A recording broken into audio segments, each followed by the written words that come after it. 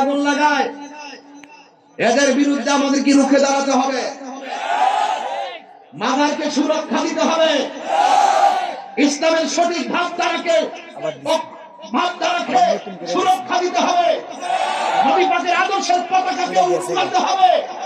যারা নবীর বিরুদ্ধে অবস্থান নিবে, যারা ওলি আল্লাহর বিরুদ্ধে অবস্থান নিবে, সেখানে সকল সুন্নাত ওয়াল জামাতের আপামর সুফি জনতাকে ঐক্যবদ্ধ থাকতে হবে। কথা বলেন ঠিক?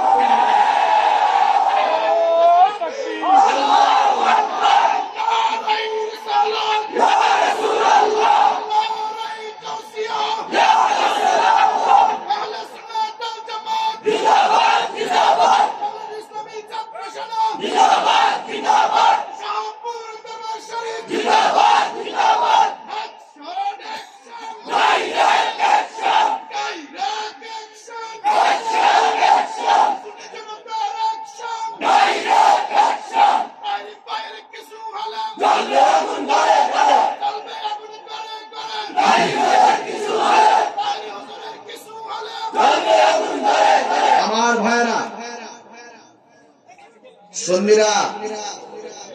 সুন্নিরা খানকায় বসে থাকে বলেই দুর্বল মনে করো না।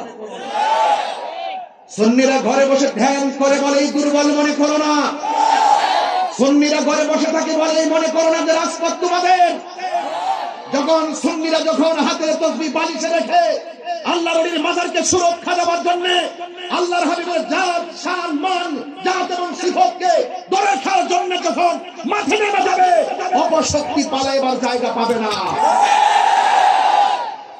ঘুমন্ত ছিলাম, জাগিয়ে দিয়েছ। মামলার ভয় দেখে তাহরিকে লাভ নাই। তোমাদের উদ্দেশ্য জাতি জেনে গেছে। হুসাইনের গলা থেকে রক্ত জড়িয়ে মনে করবে তোমরা জিতে গেছো না। ইসলাম জিন্দা হতা হয় হর কারবালা কি বাত। কথা বলেন ঠিক না?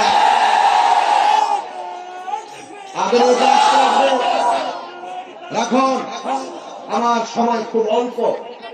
পরিষ্কার কথা বলবো, যদি দেশকে সুন্দর করে সাজাতে চান, হিন্দু মন্দিরে যাবে, তাকে সুরক্ষা দিতে হবে। মুসলমান মসজিদে যাবে, সেই মসজিদকে সুরক্ষা দিতে হবে। আল্লাহর ওলিদের মাজার জিয়ারত করা যাবে, করতে যাবে, সেই জায়গাকে সুরক্ষা দিতে হবে। যারা দেশকে অস্থিতিশীল করতে চাইবে, যারা আমাদের আহলে সুন্নাত ওয়াল জামাতের কার্যক্রমে ব্যাঘাত ঘটাবে এবং যারা আমাদের হককে ভাষণ করার জন্য ষড়যন্ত্র করবে। বললাম না আজকে 1000 পীর মাসায়েখ নিয়ে মিটিং করে আসছি। যারা 20 লক্ষ লোকের প্রতিনিধি, আপনি কি বুঝেন না? সংক্ষেপে এই কথাটা বোঝেন না? এই কথাটা মাথায় রাখবেন। শুধু মাথায় দেখেন, কোনো নিউজ নাই, কোনো খবর নাই, কোথায় গেছি, কি করছি। শুধু একটাই কথা, এই বাংলাদেশে যদি শান্তি আনতে চান, রাসূলুল্লাহর বিরুদ্ধে গিয়ে শান্তি আনা যাবে না। ওলি আল্লাহর বিরুদ্ধে গিয়ে শান্তি আনা যাবে না। ওলি আল্লাহর পক্ষে থাকতে হবে।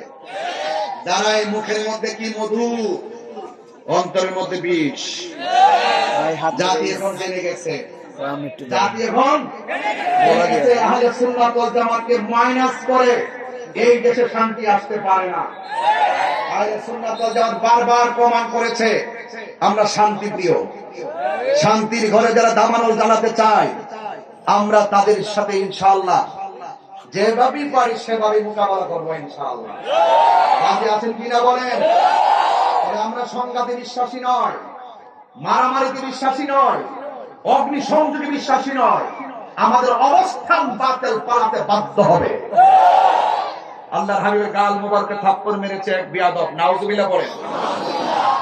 সাহাবায়ে কেরাম বলছে, ইয়া রাসূলুল্লাহ, ইয়া রাসূলুল্লাহ, আমার স্বামী আপনাকে থাপ্পড় দিয়েছে, হুজুর অনুমতি দেন, ওর কল্লা ফেলে দিই।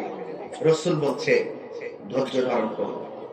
কিছুক্ষণ পরে সাহাবী তাকায় দেখছেন আল্লাহর হাবিব তার কাছে গিয়েছেন, গিয়ে বলছেন, আপনি সঙ্গে থাপ্পড় দিয়েছেন, আপনার হাতে কি কোনো ব্যথা পেয়েছেন?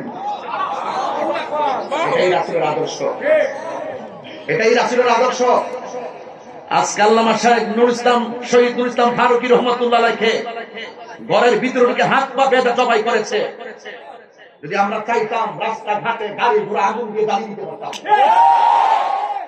এই হত্যার বদলে ধরে ধরে টেনে টেনে রাস্তায় রক্তাক্ত করতে পারতাম।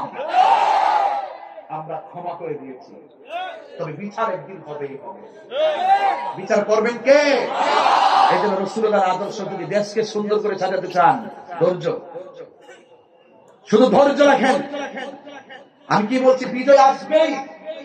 আজকে দেখতেছেন না ইসরায়েলে ফিলিস্তিনকে কিভাবে মারতেছে। এমন এক সময় আসবে এই ফিলিস্তিন মুসলমানদের ডর ইহুদিরা গাছের কোনায় দিয়ে পালাবে। মুসলমানরা বলছে, হায় বেয়াদবটা গেল কোথায়? আরে বেয়াদবটা গেল কোথায়?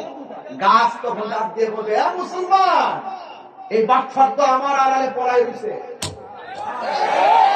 গাছে ডাক দিয়ে বলবে, বাটফার তো পড়াই দিছে, ধরে এনে সাইজ করো। হ্যাঁ, বিজয় আসবে কখন? যদি মুমিন হন। কথা বলেন ঠিক কিনা? শর্ত কি? মুমিন হতে হবে। মুনাফিক যেই ঘরে আছে, ঘর শেষ। মুনাফিক যেই বাজারে আছে, বাজার শেষ। মুনাফিক যেই সমাজে আছে, সমাজ শেষ। মুনাফিক যেই রাষ্ট্রে আসবে, রাষ্ট্র শেষ। মুনাফিক মুক্ত বাংলাদেশ গঠন করতে হবে। সুন্নিরা মুনাফিক নয়। সুন্নিরা কি নয়? মুনাফিক নয়। এই জন্য আমার যুবক ভাইয়েরা, এই বাংলাদেশটাকে যদি সুন্দর রাষ্ট্রে পরিণত করতে হয়, আল্লাহ রাব্বুল আলামিন কোরআনের মধ্যে দুইটা ধারা দিয়ে দিয়েছেন। এই ধারা